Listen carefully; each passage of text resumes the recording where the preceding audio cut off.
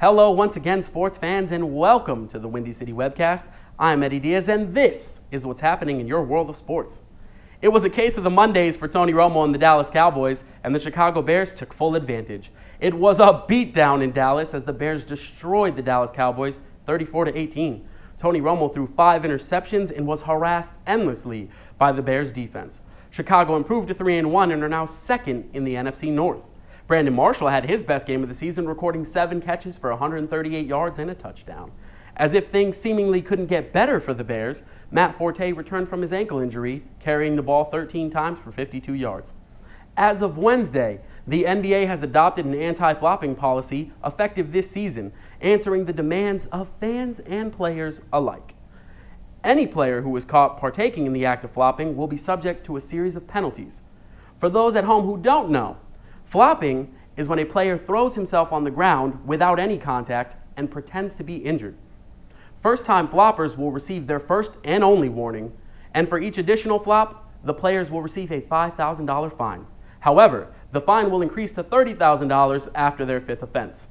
Guess LeBron James and the Miami Heat need a new strategy for getting their team to the free throw line. Last week, I reported that the Cubs were in danger of losing 100 games for the first time since 1966. Well, thanks to the team's poor October performance, it's in the books. The Cubs finished out their season Wednesday with 101 losses, and the only upside for Cubs fans was ending the season with a 5-4 victory over the Astros. Back in July, the White Sox swept the Twins and took control of the AL Central. They continued to hang on to their lead in the division and had a playoff berth in their grasp back in mid-September. Their pitching was sound and solid, and their power hitting was a nightmare for opposing defenses. With every aspect of their game clicking, what could go wrong? Well, you could lose 10 of your next 12 games and fall 2 games behind Detroit for first place. And you could choose to do this just around the time that every wild card spot has been snatched up, and your only hope of making the playoffs is winning your division.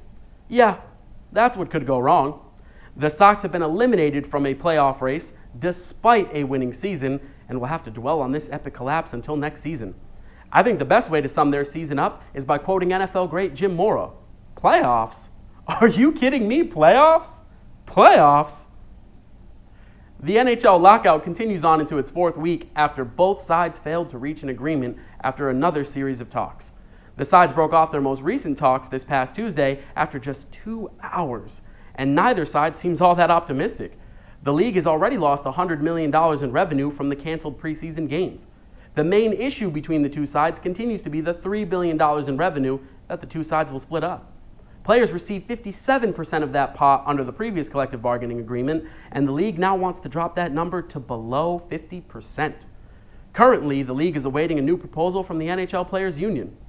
And with first place in the Eastern Conference on the line, this past Monday, the Chicago Fire took on Sporting Kansas City. The Fire came into the game riding a 3-game winning streak, but had no answer for Sporting Kansas City. The Fire lost 2-0 and fell 1 spot to 3rd in the Eastern Conference. To make matters worse, Chicago manager Frank Lopas and defender Gonzalo Segaras were both ejected and have been suspended for 1 game. And coming up this weekend on TV, the Chicago Fire take on the New York Red Bulls, and your Chicago Bears take on the Jacksonville Jaguars. Well, that's going to do it for sports this week here on the Webcast. I'm Eddie Diaz, and be sure to check back here next week at WindyCityWebcast.tv for more.